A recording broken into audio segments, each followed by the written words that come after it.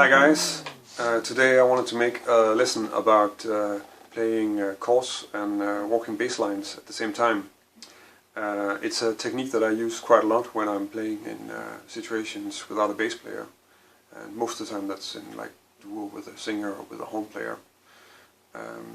It's a useful way to just give the illusion that there's more happening and that you're more of a complete band than just two people, because you have two layers happening in the guitar. You have the bass line that's sort of giving the basic pulse, and you have the chords that are supplying the harmony and adding a little bit of rhythmical interest. The voicings I'm going to use in this first lesson on this subject are probably all going to be shell voicings, more or less.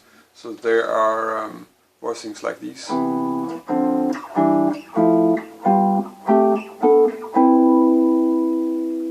I already did a complete lesson on shell voicings, so you can check that out if you want to learn more about them.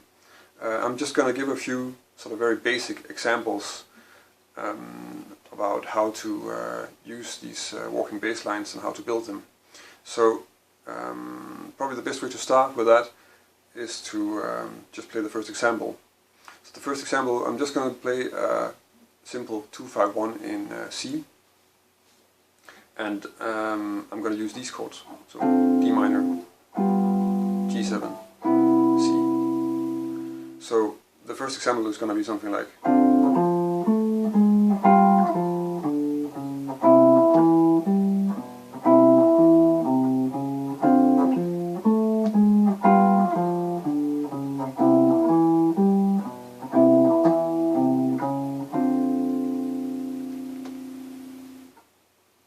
So in this example, I'm just playing the chord on a 1. To me, the most important part of what's going on when I play like this is probably the bass line. Mostly because I'm just playing the accompaniment, and somebody else is doing a solo or a melody on top, and that combined with a root, that's probably going to give you enough information that it sounds full enough. And if I have the time, I can play more chords and I can do more stuff with that. The way I make the bass line is it's kind of simple actually. As you can see, I'm playing the bass line with my thumb, and then I'm using the rest of my fingers to play the chords. So I'm playing 2 or 3 note voicings, and I'm just using 2 or 3 fingers in my right hand for that. The way I play the bass line, I think it's a bit subtle, but I'm sort of giving it a small accent on the 2 and the 4.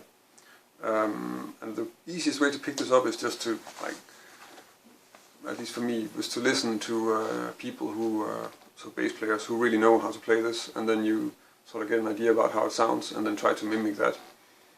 But in fact it is like a small accent on the 2 and the 4. The way I construct the bass line, because that's of course important too, you need to do that. Right now in this example it's very simple. The bass line is also something that reflects the chord. So basically I'm playing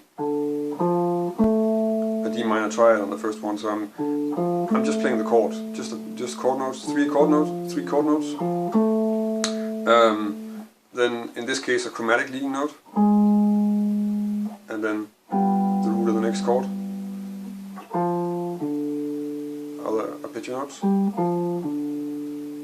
leading note, chromatic again. I could have played, which would be another chord note and also a leading note, but I didn't. Okay, root of the C, triad, and then a leading note, which is in fact the 7th of the chord. And then this way I'm playing like root, 3rd, root, chromatic leading note up to D. So basically the rule for now is to just construct the lines using as many arpeggio notes as you can. You can also just start by playing only notes from the chord, but the easiest way is probably to add the leading note on the 4th beat. So once you have that happening, and you can play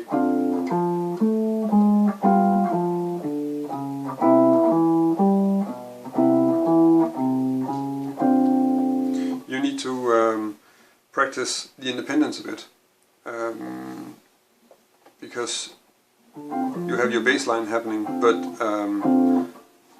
let's try and move the chord a bit so we don't play it on the one. So the first place where you could put it, and which is probably the place, one of the places where I use it the most, is on the one hand. So if I play the same example, doing that sounds like this.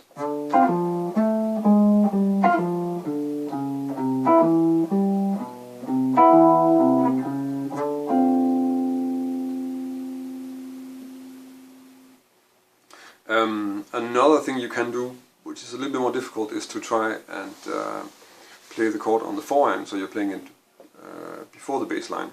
That would be something like this.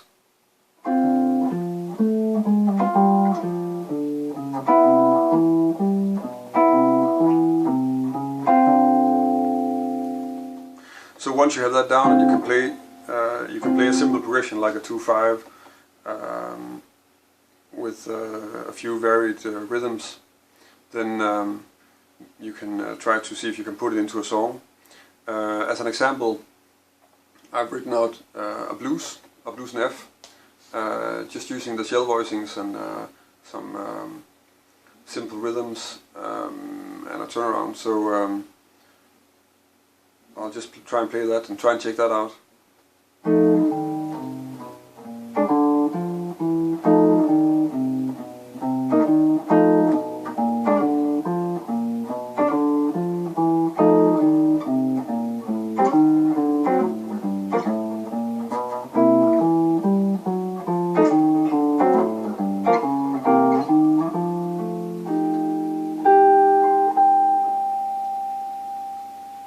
So that was the blues.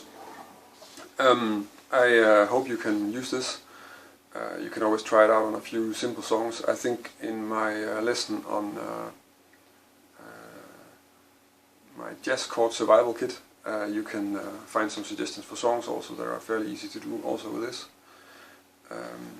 And I hope that you can put this to good use in your playing. So thank you for watching. If you have any comments, then leave them here on the video, or connect with me on Facebook or Twitter or Google+. And if you like the lesson, then please like it and subscribe to my YouTube channel for more lessons and more live recordings and stuff like that.